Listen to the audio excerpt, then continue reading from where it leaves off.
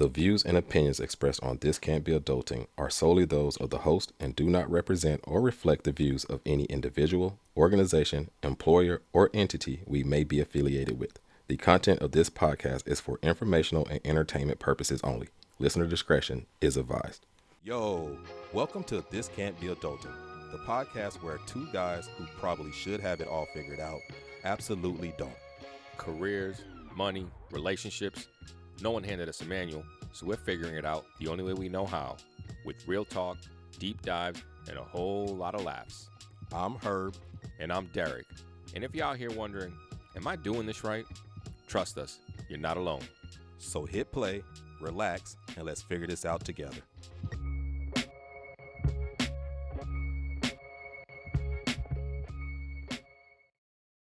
Yo, what it do? Welcome back to the This Can't Be Adultin podcast. Ooh, I feel like I got a little shimmy in me. We are in a roll right now with several back-to-back episodes. Although, to be honest with you, I don't know what we're going to do with the next one because we're both busy this weekend. Yeah, we'll figure it out. So they'll figure it out. So if y'all see this not on a Monday, we apologize. But let me tell you right now. Oh, I was going to give you a shout out too. Say your thing. Herb got me. I had to volunteer because I was feeling bad that Herb was doing all the editing. And boy, when I tell you, like, I did not know what went into editing, like, damn. So I went to Herb's place for the past 3 weeks in a row, and I sat there with him and watched him edit it. And it took us anywhere between 4 and 5 hours to do these edits, right? And y'all thinking, what y'all doing? Y'all edits are trash. Yo, this shit's brutal. And the reason for it being was because Herb was gone last weekend. Wow, and so it was on me, so I had to watch it at the time. When I tell you the struggle was real, I got so mad, I just stopped one day, recorded. I know the feeling. I was like, I'm done, and I was like, I'm gonna check this out the next day, and then I went through it on Sunday, and it was still. I had to FaceTime Herb like 4 times. Be like, Herb, what the fuck am I doing here, bro? I know you struggle. Oh, I've walked away from this several times. Ladies and gentlemen, I've quit the podcast several times, not because of anything right here, because of the editing. Yeah, because of the editing. Because of the editing. I was literally thinking about it today. I was like, we're about to record a podcast, and I'm like, we got to fucking edit. Like, when I tell you that's a whole nother job. That is a whole other job. Right? Now, mind you, I did very little editing because I had a podcast years ago with 2 of my coworkers, but it wasn't a video podcast. Yes. The audio shit, I mean, you can, if you're really editing, you can do that about an hour and a half in audio, like straight up. Yeah. It's the video part combining with audio, because we're also not just using the audio from the video camera. We're not using the audio from the video camera. We see this. You see back here, you used to see what I think that was our mixer. So we have to pull it off of that, pull it off the mixer, pull the video off of that. We have 2 different audios from the mixer because you got my mic and then you got Herb's mic, and then we got to combine it all. We got to auto align it all in a single system, and then it takes a while to get the. It's a fucking. We'll spare you the details. But Herb, I feel your pain. I'm gonna do the editing for this one too. I'm gonna volunteer for it. We'll leave it all here because I think I'll probably have a little more time. I'm gonna try to get some of it done tomorrow. Okay. But either we gotta get really, really good and efficient at it, or we gotta pay someone. Cause that shit was just that's a whole nother thing. That's a whole nother thing. Yeah. But I will say this. We say all that to say, great job, by the way. There was a little mess up at the end. Great job. But still though, great job, by the way. Thank you. Derek, if you didn't know, did the last podcast. Last episode, hey. Yeah. You know, one thing that I did learn about myself. Let me not say learn. I felt like I didn't know how to quite verbalize or vocalize this, because I've known this for years, or I've felt this for years, but it was about the way I learn. Yeah. And it was a very important lesson that I learned about the way I learn things, about the way I consume things. And we live in an era where it's YouTube it, ChatGPT it, all that stuff. Yep. I don't learn like that. Okay. That doesn't work for me. I can't just watch a video and be like, I need to be with someone who has experienced this so that I can stop you and ask questions. And when I go through it and get stuck, I can go, hey, show me again how you do this. And then you show me. And I have to do that several times. For me to get really good at something, that's the only way for me to learn. Yeah, I can maybe half-ass something with a YouTube video. You know what I'm saying? Like, yeah, I punched I didn't actually punch. But let's just say for lack of a better phrase, I punched a hole in my drywall several years ago when I had tore my Achilles. I fell off of my little scooter and tried to catch myself. I punched a hole, and I was like, I got to fix this. And everyone was like, YouTube. And I YouTubed the video, and I'm like, oh, this looks simple enough. I mean, there ain't a hole there anymore, but you can tell that an amateur did that shit. It ain't professional work. It ain't professional work. So I realized doing that, I was like, damn, like I really take more away from somebody being in front of somebody, being able to stop them, ask them questions, dig into why. Because there's also little things that I'm like, why you do this? You're like, I don't know why you do this. I just do it. This is what it is. But like, I want to know why, because when I know the why, I can, in the future, I can better figure out the smaller details and the problems that arise. You can kind of reverse engineer it once you have like a specific, like, once you understand the why and the how, now you can like truly understand whatever it is you're working with, and then whenever I can truly problem solve whenever a problem comes up in the future, because I'm like, oh, he told me that this happens because of this, and that means it was just a really interesting lesson to learn, because I'm also taking that into work. Yeah, because now I'm like, oh shit, I've been asked to learn this technology, and this technology is hard, and I consider myself a technical person, but when I remember learning technology back in the day when I was with Dell EMC, it was because we were all in the office, and I got to pull my solutions engineer in that, and I got to see him whiteboard, and I got to ask him, wait, why is this like this? And I became really good at it. Everything remotely, my CEO's like, yo, just ChatGPT it, just YouTube it. He wants me to learn, and I'm like, yo, that's not how I learn. Yes. That's not me. Yeah.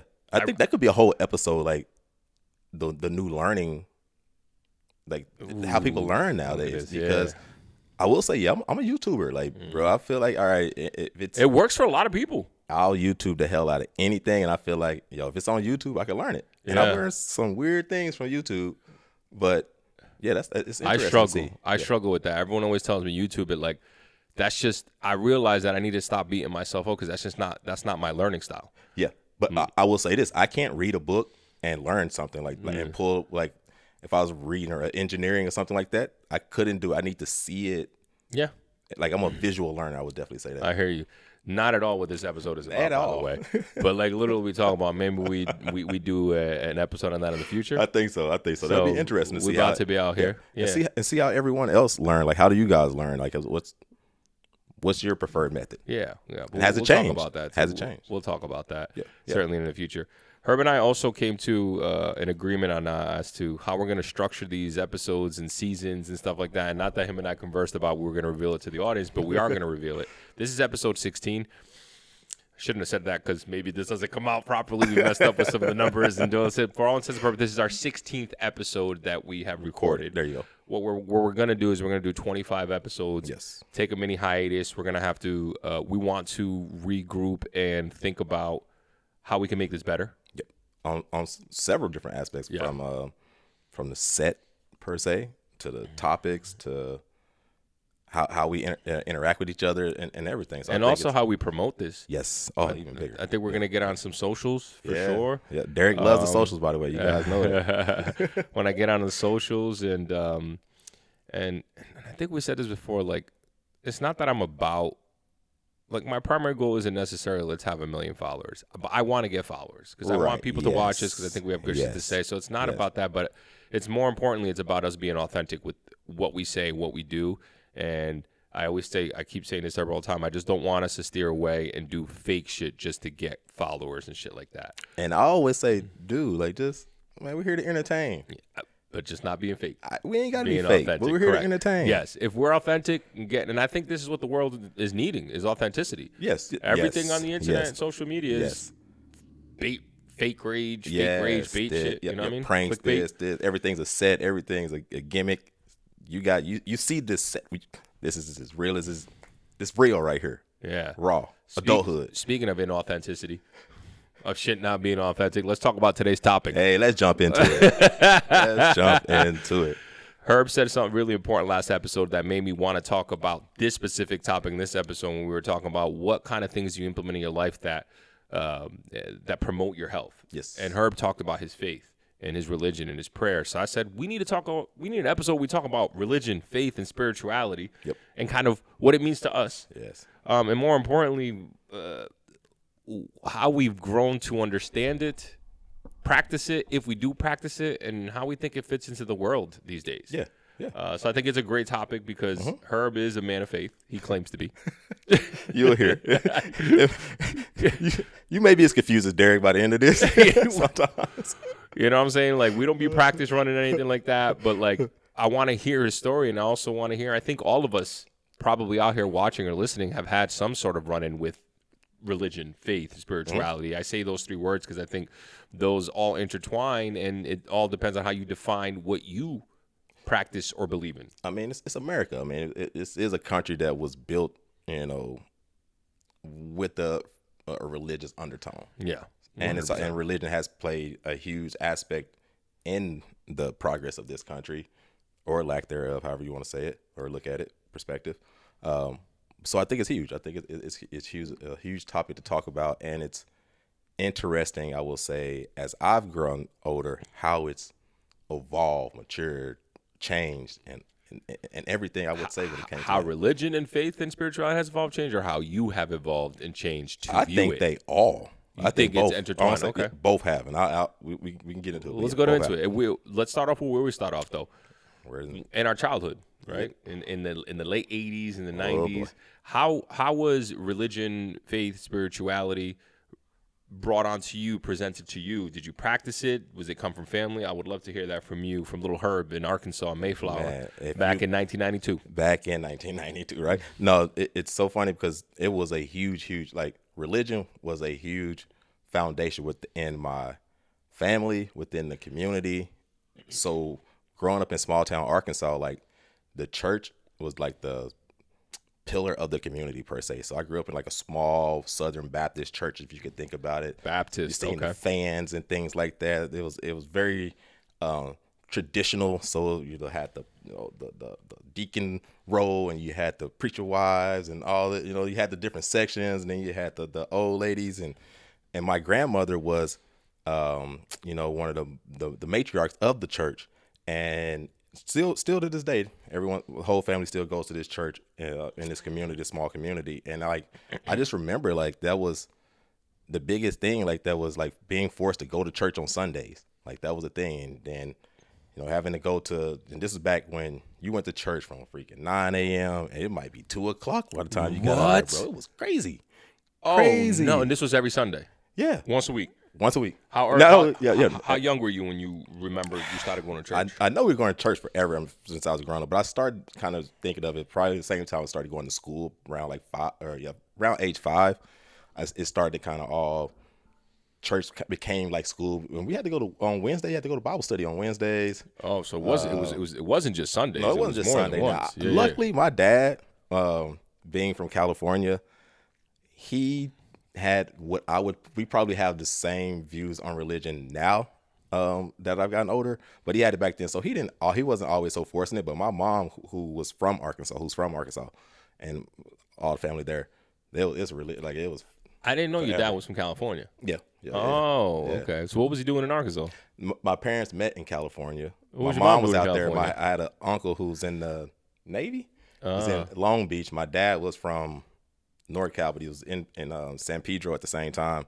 They met through friends of friends, and then they moved back to Arkansas. And then once they got married, stuff. So your mom bamboozled him. Yeah, basically. Into moving to Arkansas and into moving to the Southern Baptist Church. Oh yeah. Was your dad religious before that at all? I think his family, they was all military. I don't think they really I don't think they were really religious, because now his side of the family, they're Jehovah's Witness, and I know they weren't that growing up. Oh, the Jehovah's Witness. Crazy, that's bro. big in California. Yeah, they crazy too. Sorry, they're crazy. They're different. No. We can say that they're crazy. Half my family's Jehovah's Witness. They man. on some stuff. Yeah. So but that's what's so. But yeah, as far as growing up, bro, like, it was going to church. It was like Wednesday and Sunday you was going to church, and then there was like they would have pastor anniversary, or they have choir concerts and stuff that on random Saturdays that you had to go to church on Saturdays. So, like, man, growing up, it was everything was based around church. Like, the biggest figureheads in the community was around church. All right, I have so many questions, but let me start off with the first one, which is a really important question, because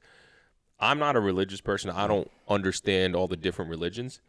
Where does Southern Baptist fit in the umbrella of religions? Is this a sector of Christianity? Yes, absolutely. Okay. So under Christianity, you've got the Holy Trinity, I would say, with break that down because I don't know. And I'm not gonna, I don't giving a scholarly. Just take this as my opinion. But within Christianity, you have the Holy Trinity. So you have God, Jesus, and the Holy Ghost, and they're all kind of in one, but it's kind of a little bit confusing. But that Southern Baptist takes it as basically God is the be all say all. Jesus is his son, but also in God's image and man and flesh, and then you have the Holy Spirit, so the Trinity. So I would say that's predominantly Southern Baptist.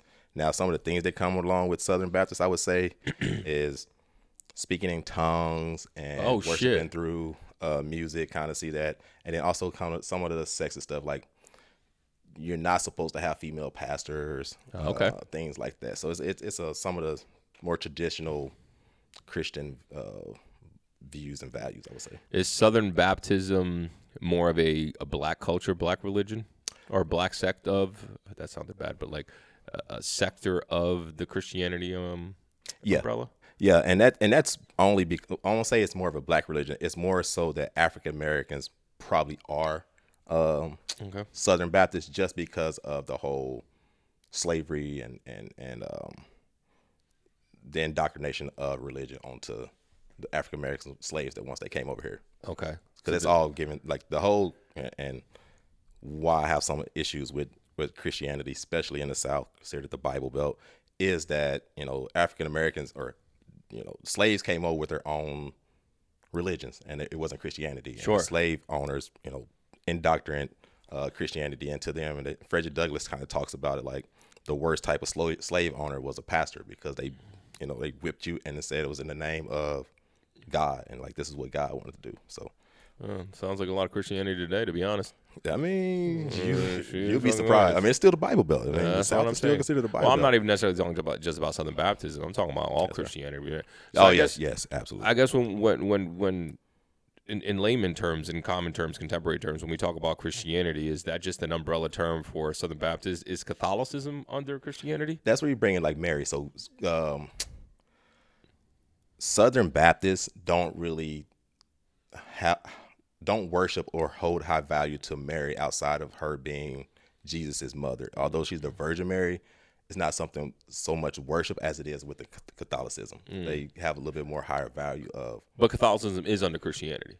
It is a form of Christianity. Yes. Okay, that's what I want to make sure. Yes. Because this is how clueless I am, because I get confused when people are like Christianity, and I'm like, but isn't Catholicism? It's just a different. It's a different flavor. Yeah, I think it's like religion would be like the overall umbrella. Then you have like different types of, Christians, I would say. Then you have like Muslims and things like Hinduism. There you go, Buddhism, all that. Yeah, atheist, I guess where you want to get. But see, it's a fascinating conversation, but it's that. Okay, so Lil Herb, 1992.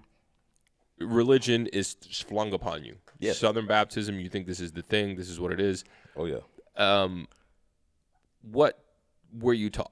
What type of things were you taught? You talk a little bit about some of the sexism and stuff like that, but like growing up, what do you specifically remember about what you were taught? Yeah, about the world via religion. Some things. The biggest thing I would say that Southern Christianity teaches you is that don't worry about your blessings on this side of earth.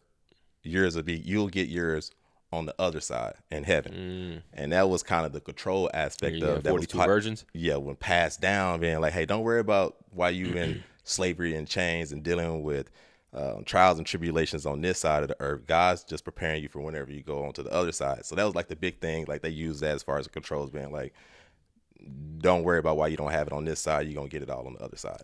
Who do you think came up with that? Yeah, I mean that's what I would. That was Is just that the slave owners? Yes, that's I would think so. Yes, it's a way to manipulate you to still control you in a sense. And so that was very prevalent. You remember very that? prevalent. You remember that was one. I spoke about this one before, the whole interracial marriage being a sin. That was one that always stuck out just because I always had to deal with that one. Shacking. What does that mean? When you live with your girlfriend and y'all are married. Shacking up, my grandma was big and like, y'all don't be shacking now. Y'all can't be down there shacking. That was a huge sin. Like it was, by the time I got, I was old enough to live with females, it wasn't so much big of a thing. But like far as my older cousins and like my aunties, shacking was a huge thing in my community. Really? Like, people, that was they didn't do that at all. They ain't supposed to. People was doing it. Oh, well, of course people was doing it. People are going to do what they're going to do. People are always going to rebel. Now the church, and the church I went to was jumping now.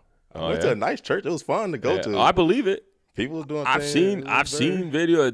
What you mean people's doing things?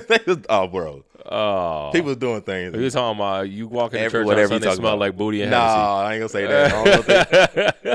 I don't know I mean, in the back From it the might. night before. In the back it might. Oh man, hey. What? This is wild. What? Yeah, the church was happening. I mean, it was just what everybody went. Everybody's at church. You went to church. So people look forward to going to church. Yes, because everybody was there. Yes, and you were in a small community, so y'all knew each other. It was a small community and a small Southern church. However, for whatever reason, our choir we had a good choir, and it drew in a lot of people from like Little Rock's a very close town. Conway, which is another town that's bigger, it'd be like Cedar Park or something. I heard about Conway, actually. I was talking to a girl about Conway. She's from Arkansas. She's from Conway. So it's a lot. That's where UCA is. Central Arkansas is where Scottie Pippen with the college, whatever. But who was also a family friend growing up. Anyways, people would come from all around. So this church would be packed, bro. I'm talking about like it was voted like the third best church in Central Arkansas at the time. And it's like other two churches, like these mega churches that people like large churches. That's wild. They had like rankings for churches? Heck yeah. That just doesn't seem like it goes together. Wait till you hear my fun fact, but keep going. Oh, see, there's already a problem I'm seeing with religion here. You know what I mean? Bro. But the pastor was making so much money back then. He was making $100,000, no taxes. That was back then. Back then, we paid for his house. Equivalent of like $180 now. His car. Yeah, we bought his house, his car, and then whatever he would take on home from, like they have pastor anniversary or some other pastor's wife anniversary. And you talk about another $10,000-$15,000 tax free back in the 90s. He was riding the Mercedes. But he was preaching. Don't worry about your woes here in this world, because it's all about the afterworld. Don't worry about what I'm getting. Don't worry about your suffering. It's about what's gonna happen after. Exactly. That's what he was preaching. Exactly. Ain't that some bullshit? I'm gonna say the word hooping. He used to hoop, and that's when at the end of the sermon he started kind of closing out, making these sounds and things like that. And if I played it for you, we have to input a video of somebody hooping. But that's what the good part. When he started hooping at the end, bro, that's when it get real good. So it sounded like you had a good time at church, though. It was positive experiences. As a person that's ADD, I could handle church for a little bit, but at the end of the day, I'm like 6, 7, 8, and this stuff was going on from 10 to 2, 10 to 1. I'm like, dude, all right, this is too long. All right, this is super interesting. I got more questions, but allow me to reintroduce myself. My name is Derek. Yeah, because my experience is much different. I brought up Catholicism. That's what I would assume. We're Catholic. Okay. Most Latin Americans are going to be Catholics for the most part. South Americans. So we're Catholic, and I went to a Spanish-speaking church.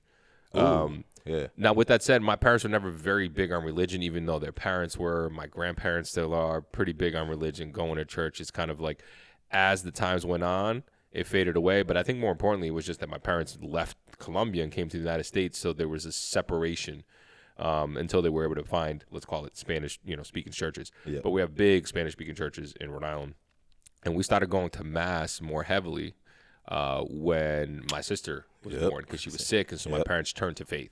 And so that was kind of my exposure to it. I don't remember going to church super young, but my exposure was that my parents would always say, pray. They taught me the Hail Marys, the Son, the Holy. What is it? I can't even remember it now. I can't remember it anymore. And the Son, the name of the Son, the Father, the Holy Spirit, the Holy Spirit. Okay. Yeah, Spirit.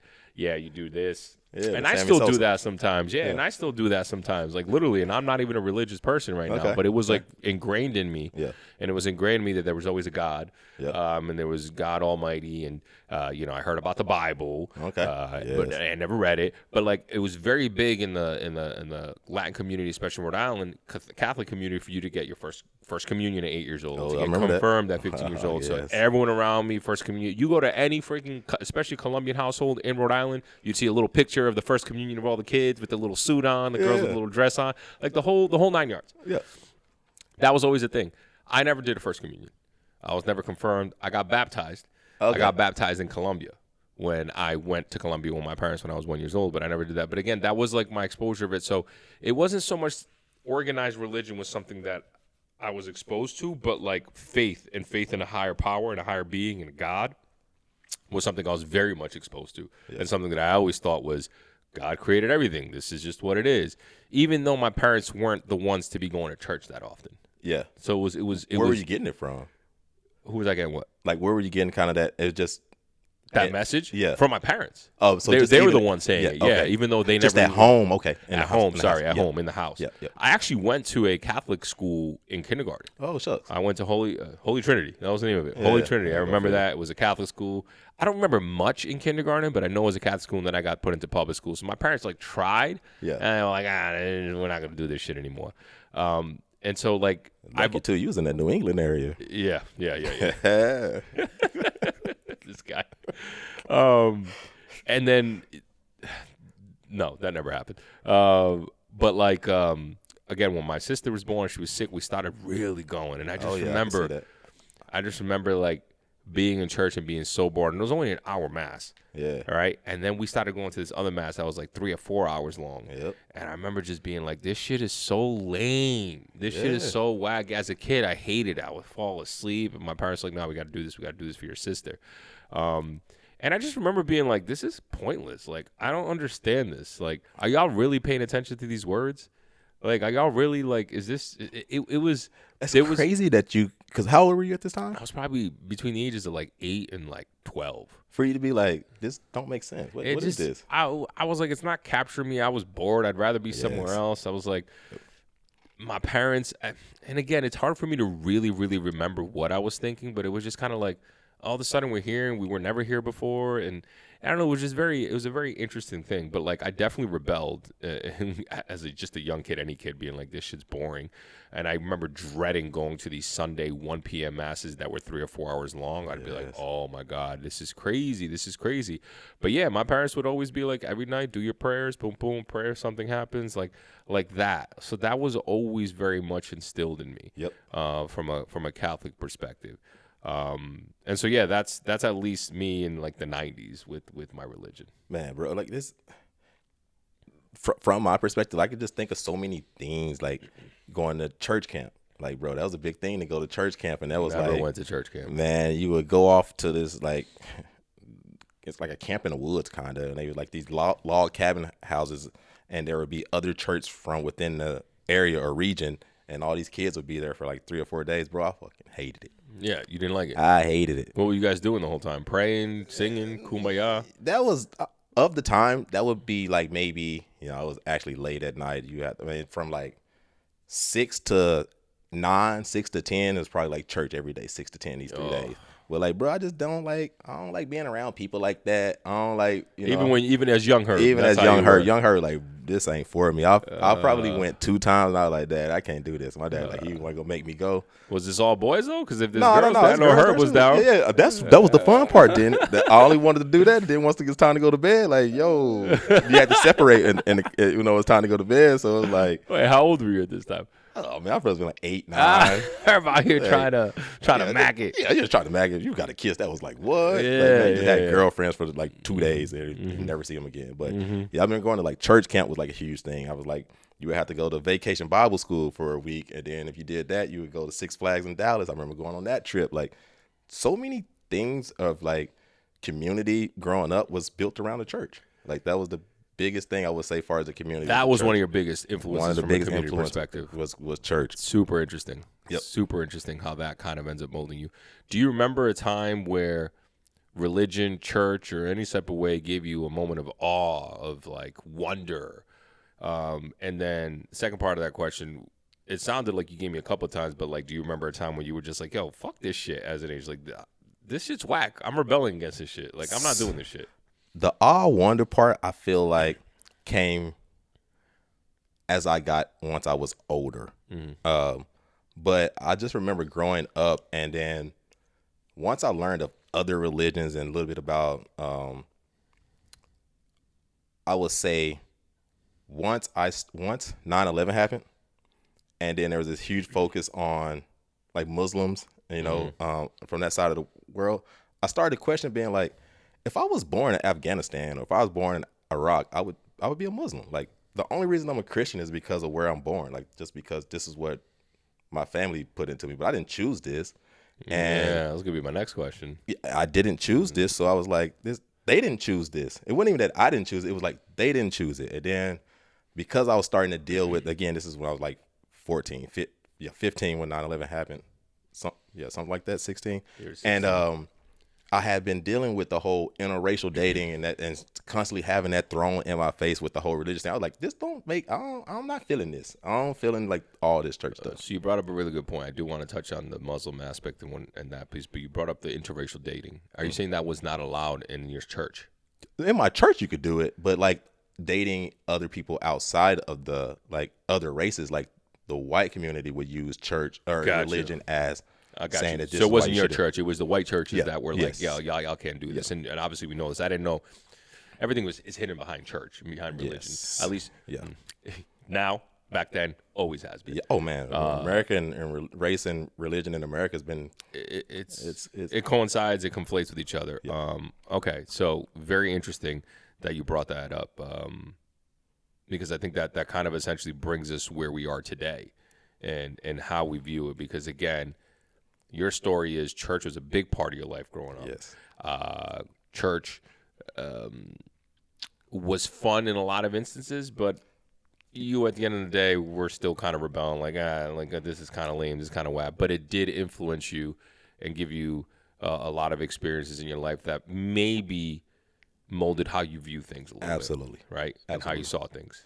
There was also a layer of misogyny in it. Oh yeah, absolutely. Per se, and that also was something that you probably were questioning at some point. Maybe not. Now, maybe misogyny is not the right thing. No, it was definitely misogyny. Okay. Like, women, men are the head of the household. Women are meant to be nurturing at home. Taking care of the, doing the traditional women chores, and then the man was out making, being the breadwinner. Okay. Now, I didn't come from my family. My parents weren't like that. I came from a 2-parent working or 2-income household, so I didn't see that. But I also had relatives, other family members who did have, like, their moms never worked, their dads always worked, but also saw the control in that, and it was just so many contradictions. For going to church on Sunday and then seeing people in the real world and being like, these things ain't adding up. Like, this don't make sense. So you started making comparisons to what was happening in your bubble versus what was actually happening in the real world. Yes. And that's what started you questioning. You're saying the first incident you can remember is 9/11. Yeah. Now, that's one of the first times I started to, like, questioning, is Christianity the superior religion? And you always thought it was. Yes, that was the only Christians going to heaven. Everybody else got it wrong. Then you start hearing the numbers like, oh wait, there are more non-Christians in the world than there are Christians. Correct. Like, wait, so you telling me that God created a place where more than half of the people that He created don't even believe in Him? So it's like all those types of things. Then I think with education, I will say I had a moment in college one time where I was not very familiar on evolution, and we were speaking about and you didn't learn evolution in school. Hell no, bro. I'm from Arkansas. It was a snippet in a chapter, but it was really passed over as far as like. Oh wow. Evolution was kind of like, and we got to teach this, but so religion is that heavily influenced even in the school system. Absolutely, bro. That's wild for me. Yeah, like, bro, this was Unless you went to Catholic school or Christian school, something like that. Where I'm from, I don't even know. Like, religion doesn't influence any public schools. They don't really teach evolution or even just I feel like it's just omitted. They don't even talk about how we supposedly got here or didn't get here. They just kind of picks up, that's wild. So you never learned about Darwin? No, absolutely. I remember having a full course on Darwin, evolution, and the finches of the Galapagos Islands. They still aren't learning about Darwin in there. Like, that's none of that. Right. But so I remember in college and having a debate with somebody, and he started bringing up like, God, was it Cliff Pallet right here? Cleft Palate, yeah. He started, and he's talking about that. And I was like, what? And he's going and thinking about Neanderthals and things of that, and things of those nature, and kind of getting back into the Big Bang. And I was like, that was the first time I've heard someone's like speak things that starting to make sense to me. Like, wait, okay, now the science isn't even adding up. Like, before it was just me thinking like, this don't make sense internally. Now it's like the science isn't even adding up to this. Now I'm like, man, I'm really starting to question it as I learn more and more and more. So you went into college not knowing about evolution and thinking that I everyone was heard created of it. 6,000 years ago? Yeah, Adam and Eve, bro. What are you talking about? Adam and Eve.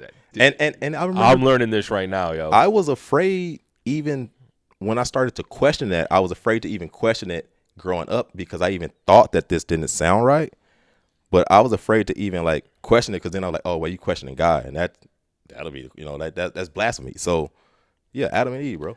So religion really, really influenced your life. Yes. It had a big impact on your Yes. life. Like it had molded your beliefs and thoughts. Yes, bro. Ooh, and then The flood was real. Noah's Ark is real. And now flash forward to now, and this is why I fucking think religion is bullshit. That's the real No, let's fast forward to now. Let's get to where we are right now. Let's do that. I want to get there because this is mind blowing to me. I didn't know this about you. I didn't know that this is the case. Yeah. But I do know that a lot of people grow up like this still to this day. It's not even like it's getting any different. God-fearing men. Everybody really believes that is the reality, the truth, all facts. Science is kind of like, if it fits into our story of our religion, of faith, of everything, then yeah, we'll believe science. But if it doesn't, then no. We don't believe in any of that shit. Yeah.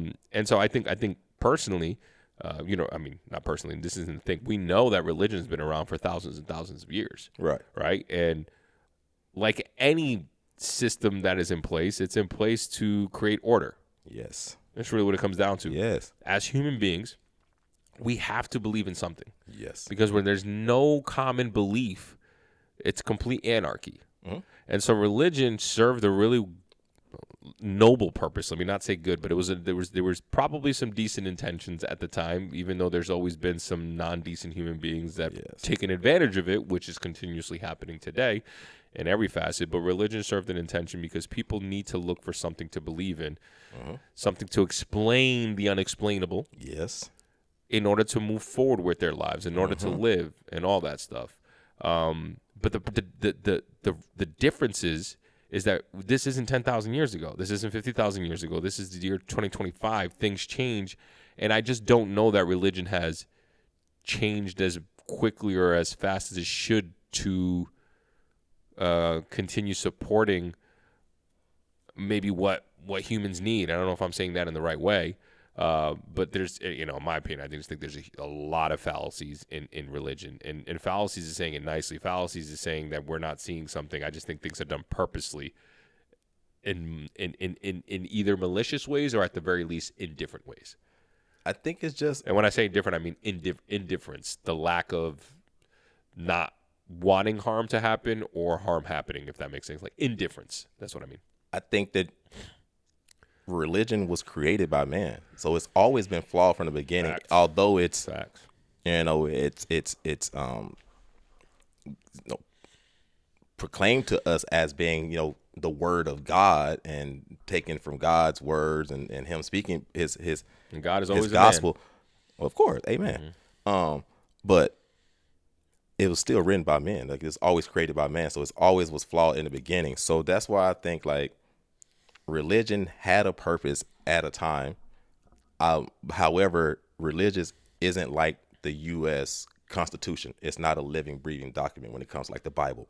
In fact, Jesus' last, or not Jesus' last word, but I think the last things in the Bible is like, this is it. Like, that's the end of it. Like, there's nothing else to be added. There's no more. And this is how it's taught. Is like, there's nothing else to be added to it. There's no more interpretations to be had. Like, he wrote this book to last for the eternity of humanity.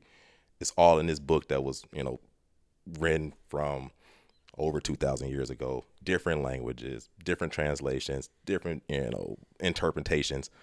But at the end of the day, what you got right now, 22, if you open up a King James or whatever version it is that you're reading, that is the actual gospel of God and the actual words. And this is it. There's nothing to be added. So it's not like religion can't conform to the new age. It can't conform to social media. It can't conform to, progressive viewpoints because it wasn't ever designed that way. And the book don't go that way. I get what you're saying. Well, we're also talking about our specific religions. I don't know. I can't speak to the Quran and Muslim. That is fair. Yes. I can't speak to any of that shit. Very fair. Very fair. Great statement. Yeah. I want to go a couple of places with this, but where I am today, as you know, I think all organized religion, for the most part, is heap and pile of shit. For the most part.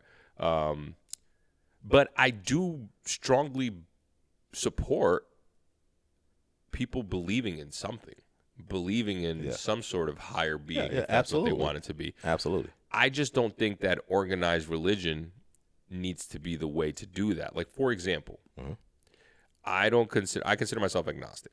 Okay. I'm not an atheist. I don't think that. I am very science driven, as you know. Like, I'm very into the universe, the beginnings, and what science tells us. And there's a point at the beginning where we don't know how shit started. Right now, it's very easy for anyone to say, well, when we don't know, God is the one that created it. Exactly. That's what God. Because whenever we don't know something, we say God. And I don't necessarily believe that, but I do believe there's some sort of higher being. If you want to call it God, whatever the case is, like there's some higher force, let's call it. So for me, that is my spirituality. Okay. We'll call it that. Okay. That is like my spirituality. Yeah. Like, that's what I believe. If you want to believe in God, that's cool. I just think this idea of organized religion, of having to go to church, having to do first communions or whatever, having to do certain Sunday rituals or holiday rituals or whatever the case is, like that, I don't conform with. That I think is bullshit, because I don't think that you doing any of that thing is going to be a deciding factor on where you end up in the afterlife. Which you don't believe in heaven and hell, then. I don't know. I don't know what's going to happen in the afterlife. It could be. Okay. It could be heaven and hell. I'm not saying I'm not saying that isn't the case. Yeah. What do I believe? I have no freaking idea. Idea. Like, if there's something or if there's not, I don't know. I just think that organized religion itself, meaning you got to go to church in order to talk to God, and tithe. Don't forget tithing. Part of it ain't just going to church. A huge part of going to church is you got to tithe. And that's what tithe, like pay your 10% tithe. TAE. I don't know what that is. That's like when they send out the you got to pay the donations. Yeah. Oh yeah. Tithing, and it's not a donation. No, that's you owe 10% of all your income to God.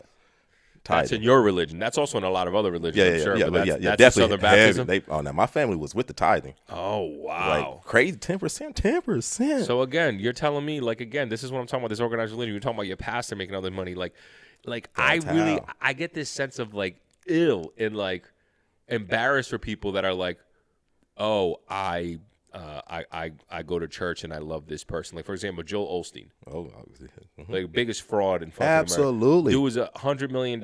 This whole thing, and I think people like fighting about this, because we can even talk about a whole nother about fighting and wars and whatnot, because literally every war has been started because of religion. Look what's happening in the Middle East right now. Judaism versus Muslims. Like, it's fucking nuts. And it's a story for a different day, or we can get into it after this. But like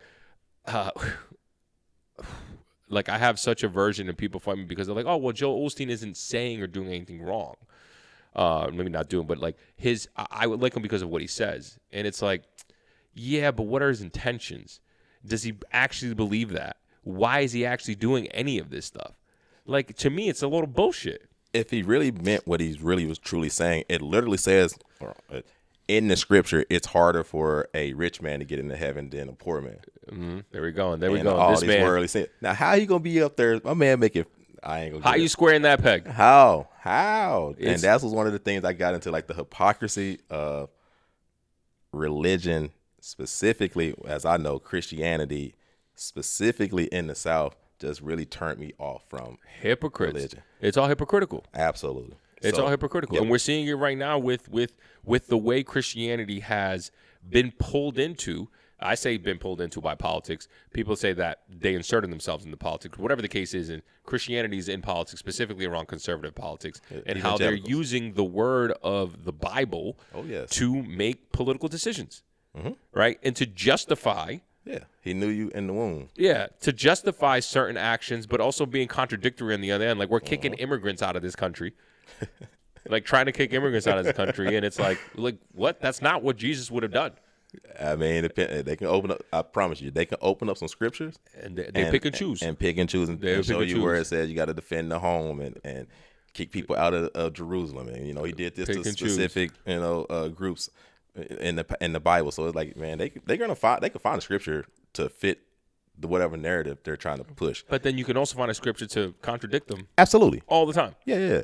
But they're not going to listen to any of that shit. Yeah, you know, it ain't about all that. And also, the people that are in office aren't Christian at all. Like, Absolutely they're not Christian. not. None of them are Christian. Not. Like, it's insane. All these Christians supporting Trump, and he's the biggest sinner in the fucking world. Like, the fact that, like, I will say this, I one thing I also noticed was that it seemed that the better off people were financially, the less religious they became. And it was like, that seems weird. Yeah. Like, why don't, like, now they don't believe in God like that? Well, the reality like, is because they know the nasty shit that they had to do to get on top. Well, I just think it was just, they just know it's a crock of shit. Like, it's just like. Fair enough. And they didn't really believe it because, again, look. Yes. Here's the reality about money and being rich. When you get to a certain threshold, you have to step over people. You have to do some dirty shit. Yes. So if you was really a religious person and really believed in that shit, you would be like, you know what? Nah, I'm not gonna do that. You're gonna have to burn some bridges. You're gonna have to circumvent the law in some way, and then make yourself feel better in a certain way. So yeah, that's why a lot of these rich people, they're not part. I think that's part of the reason, and part of the reason I think you're right too. They're just like, this is all a load of bullshit. Yeah, like, this is never real. It was never fucking real. Never real. I mean, Jesus was not born on December 25th. And again, so in the summer. So my beef isn't with I want to believe in God or I even want to read the Bible. It's my beef is like there is no level of I guess for a lot of these folks they claim to be either 100 or nothing. For me, I think it's like you read shit like you read shit and I want to hear about your current practice today. But what you've told me, like I read shit, but I also take some shit with a grain of salt. And I'm like, this isn't some real shit. I know square this, but you still like to be religious. So talk to me about where you are today. So currently, and this is where the confusion will come into. The boys still go to church. He still goes to church. Still go to church. I go to a Southern Baptist church, and I love it, bro. But I will say that I had to come to my own my own kind of how I'm gonna take religion in my life and what role religion is gonna play in my life. And I think the biggest thing I had to do was understand that I could take the good things from what I experienced through religion, which I love gospel music. Like I still love gospel music. Like for my whole life, I've always loved that. And that's one of the main reasons that keeps me going to church.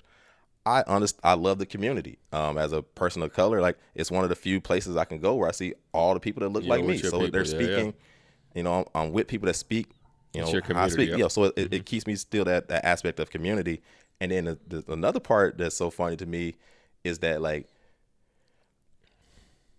I spoke about it last time, like through religion in those moments, being at church is some of the times I start to like feel joy and it's kind of like I always said, like it's like happiness is in my head, but like joy is like in my heart. So I feel like going to church, you know, brings me joy. So I still go to church, still go to a Southern Baptist church. It reminds me a lot of the church that I grew up in. It's just now that whenever they're doing the sermon, it's like. But it sounds like it's about something else other than the practice of religion or the scriptures or anything, right? I had to come to terms to say that the Bible is not real.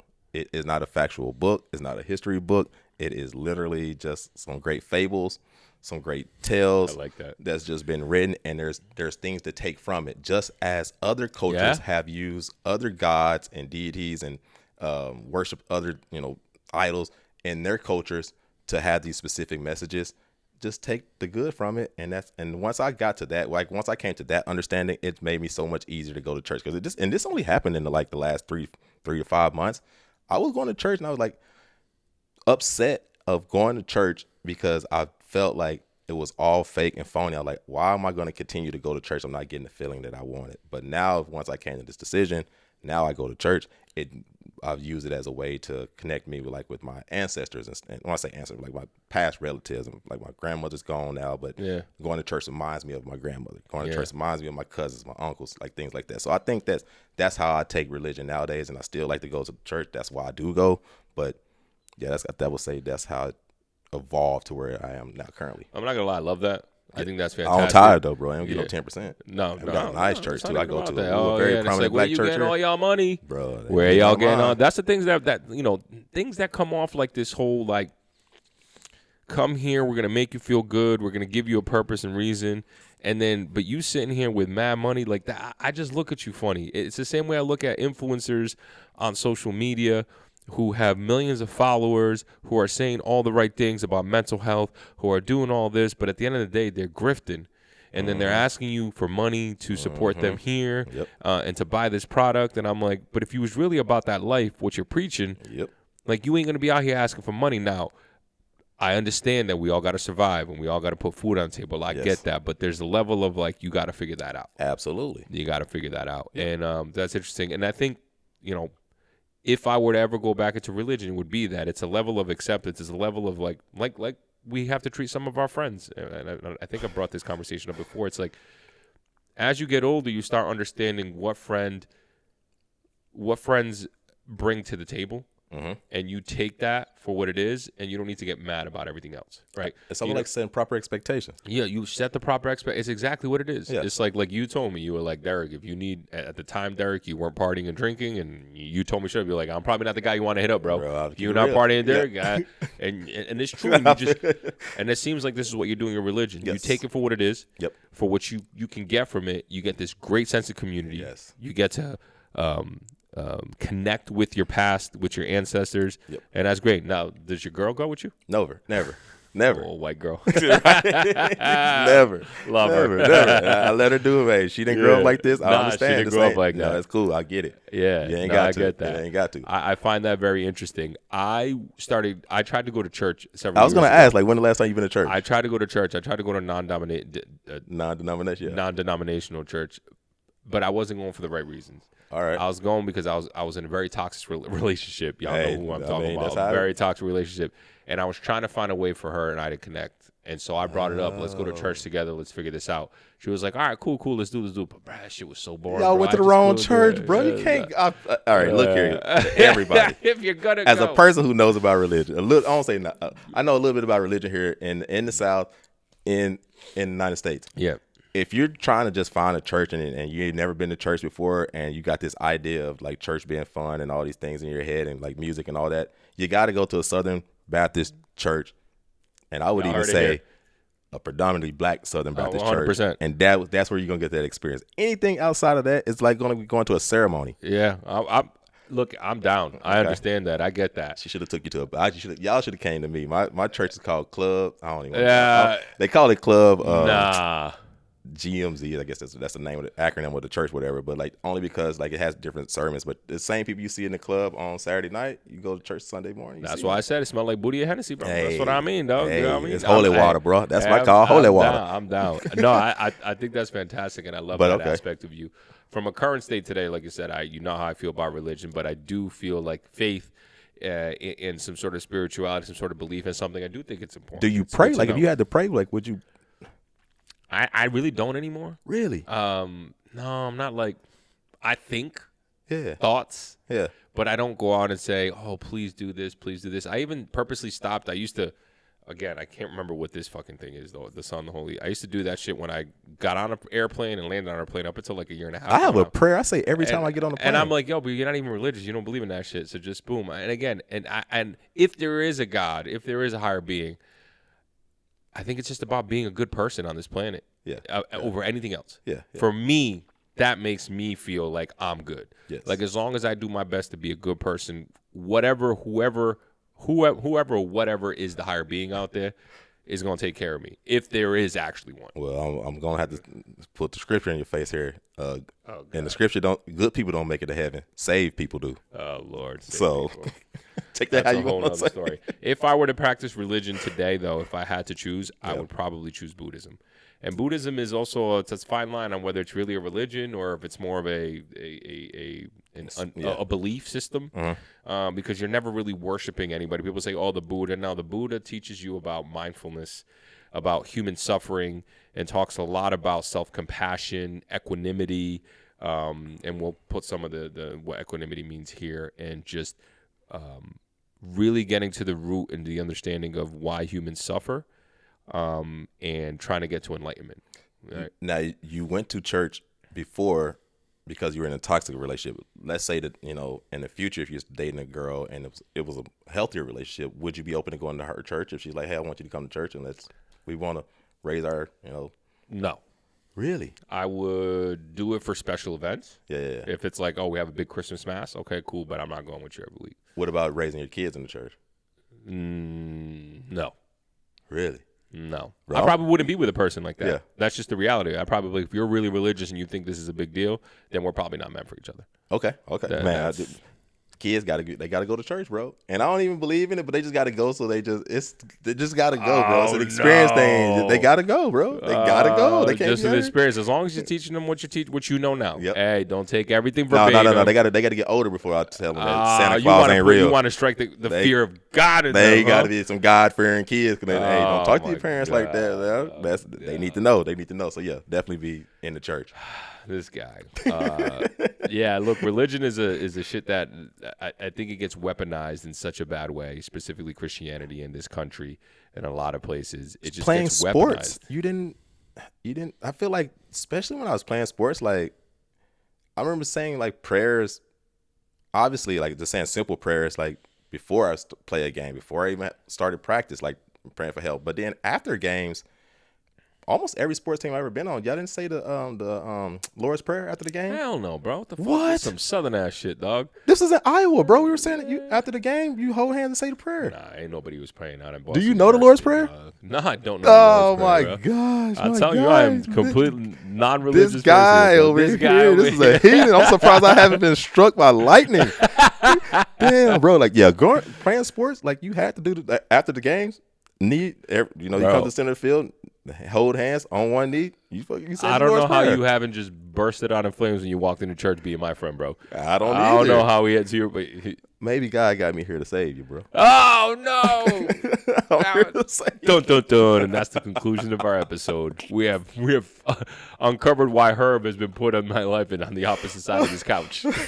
I'm your angel to over save here. me, dog. I'm your angel. God really. They say you don't make mistakes, though. God don't make mistakes. So Oh man, hey, this is what you got, bro. hey, good.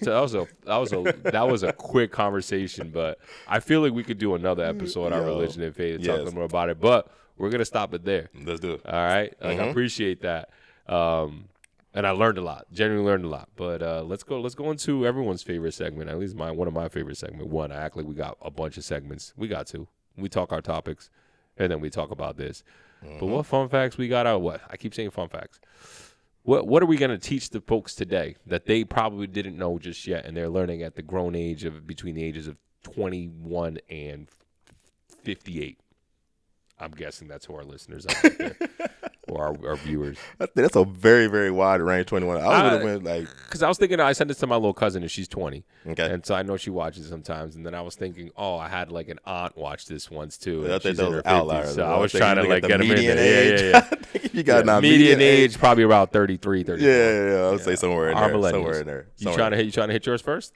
Let's do it. So we were talking about churches and religion and things like that, and I was gonna, we spoke about Joel Osteen, who is a pastor of a mega church, and one of the things I could bring up, there's more than 1,800 mega churches that exist in the U.S. according to mid-2025 estimates, and by mega church we mean 2,000 or more people. I was gonna attending ask you, weekly. Figured you were going to answer that. Okay. 2,000 more people. So it's about 1,800. The average salary of a mega church pastor, and this is again on, this is an estimate because again this is not public information or that, but shows that mega church, the compensation typically is between about 85 to over 260,000. So 85 on a very, very low end, 265 on the high end, with most coming in around 100,000 to 140,000. Now, Joel Osteen. Ask your boy, what is Joel Osteen's estimated annual salary? And although it's not, published again, claiming that the boy making around $54 million annual. How? From church profits, sponsorships, books. That shit's crazy. Welcome to America, though. America. Capitalism, baby. And when it's not about what you're actually doing, the good you're doing, it's all about money. Man, $54 million, bro. Athlete. To be a pastor. I don't understand how you can stand up in your congregation and do that. That's more than fucking 80% of the athletes out there. People that's coming in your congregation saying, My trial and tribulation is that I lost my job. I can't pay for this, financial that. And I'm giving tithing to a man who's making $54 million. And that's an estimate. People are going to come back, it's not $54 million. Even if it's $20 million, half of that. Yeah. Still, What are how we can you talking be about? making that as a pastor? That is just crazy to me. It's nuts. Crazy to me. That's fucking nuts. Yeah. I appreciate that. That was good. That was good. Now, I want to move over to my spirituality, to what I believe in. All right. Space and the universe, like always. I love talking about it. This actually doesn't really have anything to do with it. Is space and the universe, but it doesn't have to do with my spirituality. It was just one of the fun things I wanted to teach the folks, and maybe teach you too. I like this. I learned about recently. How many space movies have you seen where someone's driving in their spacecraft and they're like, "Sir, we're going through a meteor field. We're going through an asteroid field. Be very careful." And they're all trying to ride carefully in between asteroid fields. That is complete science fiction. Of course, they're not that fucking close. They're not even remotely close. Our asteroid belt, which is a belt of asteroids between Mars and Jupiter, all right, it's the closest asteroid belt, has millions and millions and millions of asteroids in it.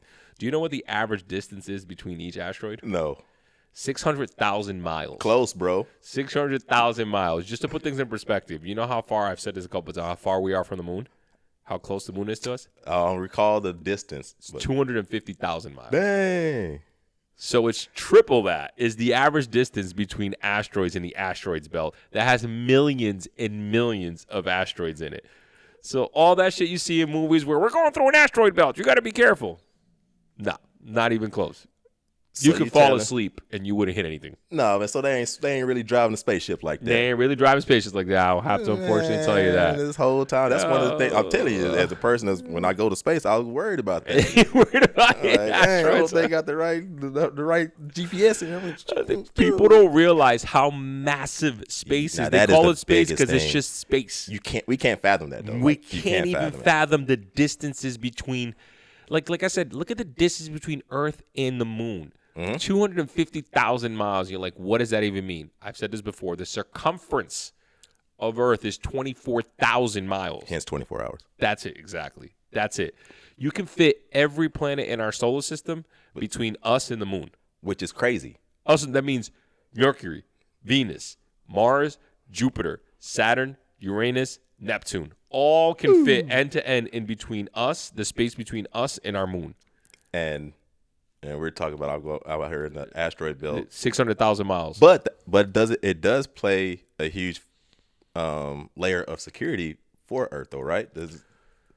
Am I thinking of a different belt that's protecting that most of the debris from space comes in and crashes into? Isn't there a belt or? I don't know about that. I do know that Jupiter does kind of serve as a protector because it's so massive. Its gravity does pull a lot of stuff out of the way of coming to Earth. But again, that's why a life-ending asteroid like the Chicxulub that destroyed and killed all the dinosaurs 65 million years ago, that's why the chances of that happening is once every 50, 60 million years. Yeah.